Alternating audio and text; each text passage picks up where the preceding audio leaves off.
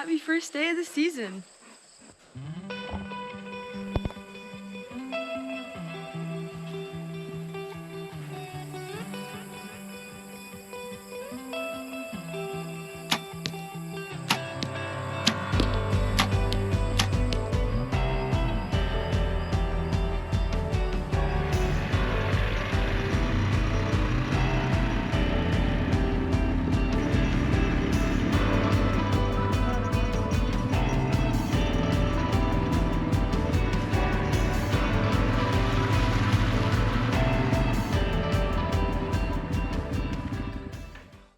Hoyt's Bowhunting Whitetails is brought to you by Redneck Blinds, Code of Silence Apparel, the Hunt Stand app, Whitetail Institute, Research Equals Results, B3 Archery,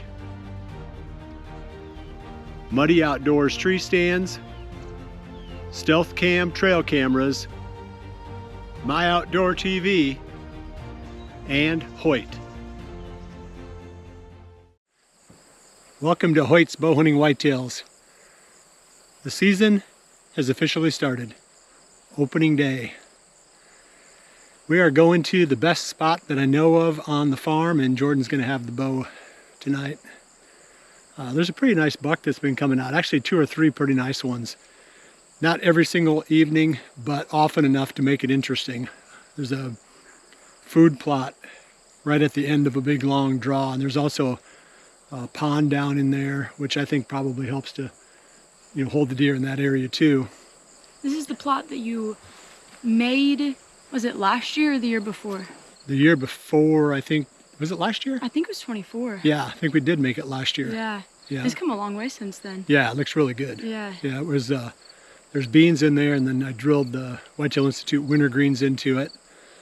And the deer have been hitting it pretty consistently. I think I put some oats, some of their oats plus or whatever they call that, the Whitetail Institute oats. What element of that do you think they're eating mostly right now? I think they're eating the brassicas, Gotcha. The winter greens. Because when you look at the plot, and I haven't been there in a while, but there's not much of the brassicas left in it. I think they're pulling them out of there. I think we both just got bit by bugs at the same time. That's not gonna, it's gonna be a tough one tonight. We've got to hang stands, and it's about 80 some degrees, and by the time I get these stands up, I know I'm going to be drenched in sweat. Yeah. But we're shooting bows in the driveway and sweating just standing there. Yeah. When the sun comes out of the clouds, it gets really hot. It's kind of interesting. You were talking about how you kind of identified trees that you think that you want to hang the stands in, just based on aerial footage. But yeah, the drone footage. Yeah, because you were saying it's kind of risky to go in and hang stands when you don't know for sure that there's a good tree in the spot that you want it. So yeah, because the problem is, if you say, well, this is the spot we're going to go to, and you make this big commitment and load up all your gear and go to that spot, and there's not a straight tree, right, you're kind of out of luck. And this would be a prime spot for a blind, but there's not one in there. And especially taking into account wind, if there was any, like maybe the spot's great, but the side that you need to be on, the wind's just not going to work for it, and there's no tree there. There's no wind today. Well, it's supposed to be a southeast, about 5 to 10 miles an hour. Maybe once we get up on top, we'll feel it. Yeah. Down here in the valley, you may not feel it as much, but that'd be perfect for that spot because it blows right out into that standing corn. And I talked the farmer into letting me knock down a path through the corn. So the whole top of that cornfield now has a single four-wheeler trail going over the top. So we can go through the standing corn, park, and then walk through the standing corn over to the plot. So it's kind of bulletproof as far as getting in there. It's going to be a little bit trickier when it's time to leave. I'm not for sure how we're going to do it. I'm just hoping that we have some action and you can get a shot, and then we can leave without having to sneak out. We can kind of stomp our way out. Yeah. But that wouldn't bother them, driving in through the corn, even if they heard it, but they wouldn't be able to see or know exactly what it was. They just hear the noise. Well, hopefully they don't hear it either. Okay. Usually there's enough wind that the corn leaves are rustling, and if it's blowing from them to you and it's muffled by driving through the corn. If we weren't carrying all this camera gear, and not camera gear, but tree stand gear and all this other, we'd stop way short and then just walk in.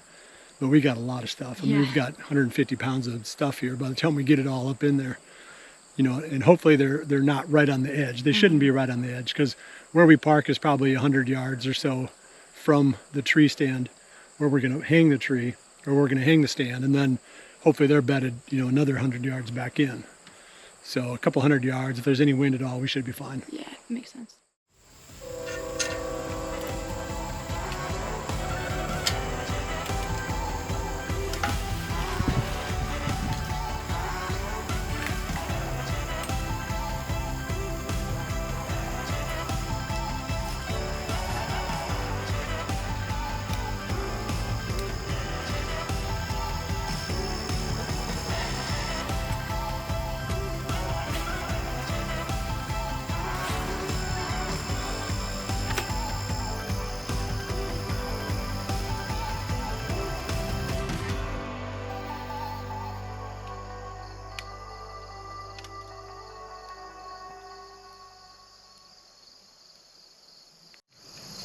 This wasn't exactly what I had planned. This tree looked a lot better from the drone than it did from the ground. I hate putting stands in these shag barks. They're so noisy. But this one was crooked and there was a dead tree laying across it. So we didn't get up very high. We're probably, I don't know, 10 feet maybe up. We were just handing camera arms and stuff up. You don't need a pull-up rope. No. And there's no shooting lane for Jordan. So those are the two things we got working against us. We're 10 feet off the ground. We don't have a shooting lane. Other than that.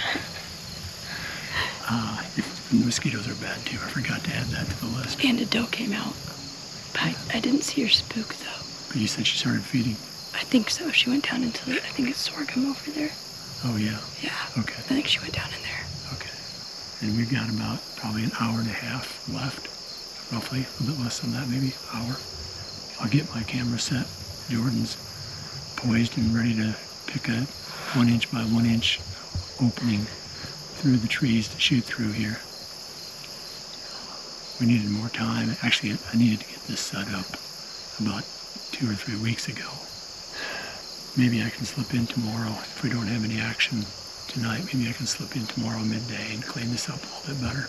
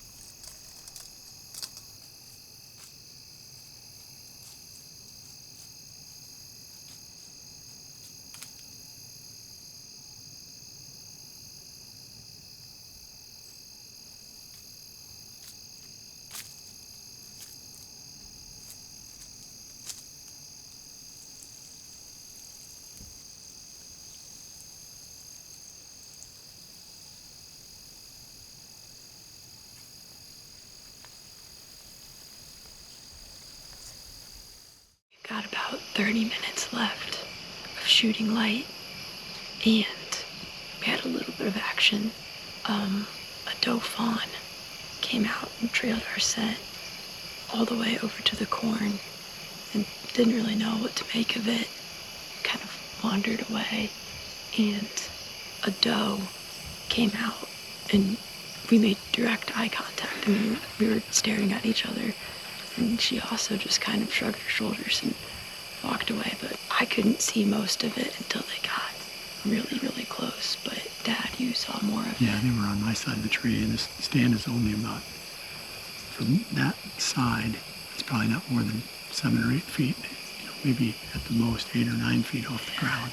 So she was right under my feet. Yeah. It was pretty cool. And you said that you saw her pee on a scrape or something? Yeah, she squatted and peed. I don't know if it was on a scrape or if it was just along that trail there, but it might have been on a scrape because there's a couple of them. Looks like they're down there. Yeah. But we're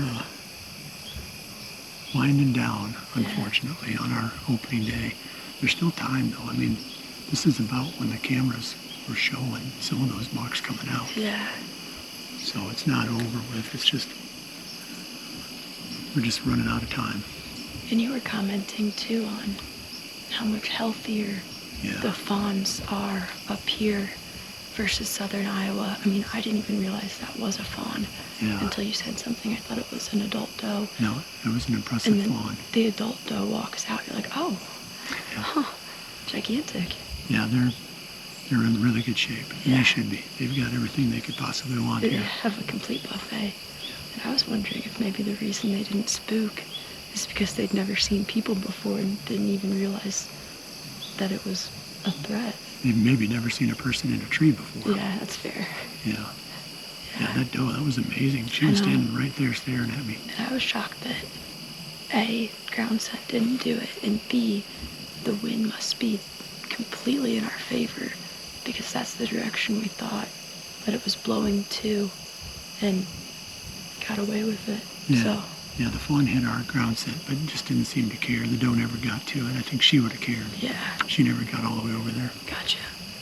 But yeah, if we see anything else or have any more action, we'll bring it to you here. Otherwise, this is going to be our official sign out for opening day.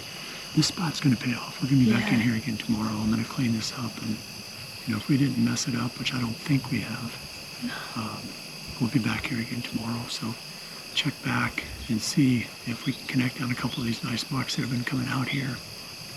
We appreciate you joining us. We'll see you right back here again tomorrow for the next episode of Hoyt's Bowhunting Whitetails. Remember to always dream Big.